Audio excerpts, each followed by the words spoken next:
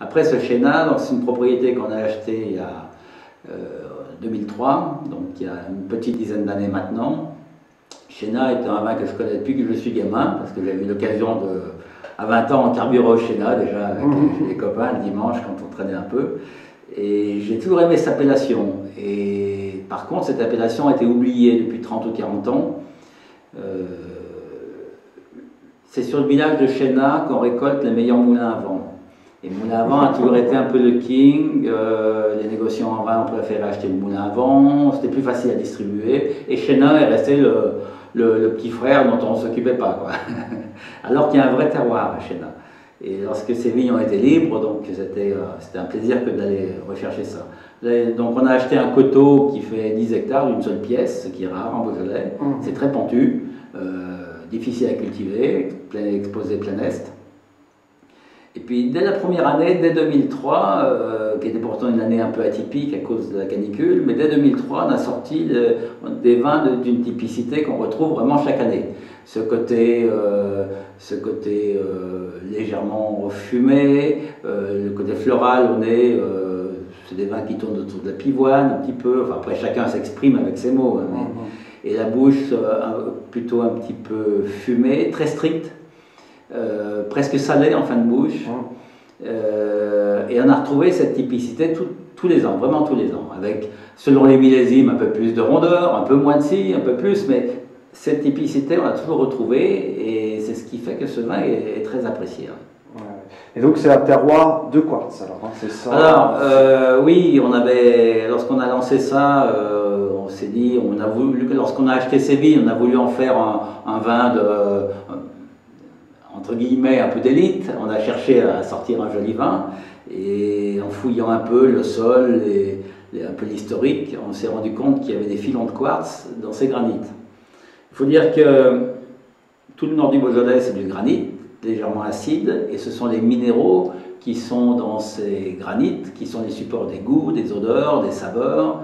À Morgon, il y a des oxydes de fer, à Moulin à Vent, on trouve des manganèses, du quartz à Chenin, et ainsi de suite. Donc, comme le cépage Gamay est un cépage délicat, difficile, il exprime, lorsque ça se passe bien, lorsque la vigne est bien cultivée, il exprime assez fortement le sol. C'est une véritable photocopie du sous-sol, quelque part. C'est pour ça que ce côté quartz, en vinification classique et traditionnelle, on ressort cette minéralité, ce côté très tendu dans la dégustation. Super. Et le quartz, c'est facile à voir. Voilà un granit ici, on voit ici les formes de quartz. On voit ici un autre granit ici, où vous voyez briller voilà, c'est ces minéraux tout simplement qui sont là. Ouais. Mais c'est vrai que je reviens à ce que je disais tout à l'heure, ce côté plutôt floral au nez. Après, chacun va trouver des nuances. On est souvent, en général, souvent autour de la pivoine. On ne connaît pas toujours les odeurs de pivoine parce que c'est une fleur assez éphémère qui ne dure pas très longtemps au printemps. Un peu de pivoine, légèrement épicé aussi, oui, un peu poivré. Ouais.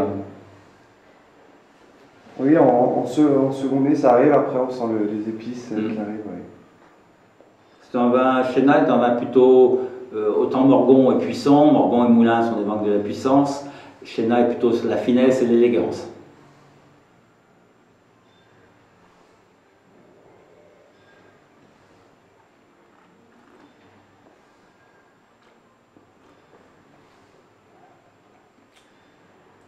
Une bouche presque fumée au départ, très stricte, très tendue. On peut ne pas aimer, hein, mais généralement, c'est vraiment un vin qui sort de l'ordinaire par rapport aux autres. Il a une typicité. Ah oui. Et puis c'est ce côté presque salin qu'on a en fin de bouche.